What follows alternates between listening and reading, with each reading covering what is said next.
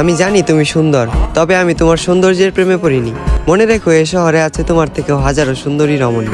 তোমাকে ভালোবেসেছি বিধায় আমি তাদের দিকে তাকানোর প্রয়োজন মনে করিনি। তোমার মুখে ছিল মধু, রূপে ছিল জাদু, চোখে ছিল নেশা। যে মানুষটার দিকে তাকিয়ে আমি মানসিক শান্তি খুঁজে পাই, তুমি ছিলে সেই মানুষ। তুমি আমার শেষ ভালোবাসা।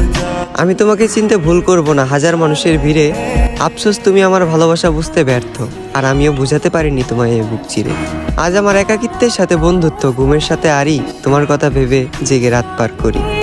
এই পৃথিবীর কোনো কিছুকেই আমি ভয় করিনি, তবে তোমাকে হারানোর ভয়ে ছিলাম ভীত এবং কাতর। কারো যেন নজর না লাগে, এ কারণে তোমায় রেখেছিলাম এই মনের ভিতর। আজ তুমি আমার চোখের পানি দেখেও দেখো না, আমার জন্য তোমার মনে বিন্দু পরিমাণ মায়া হয় না। অতীতের তোমার ওই কমল নরম মন আজ হয়ে গেছে পাথর।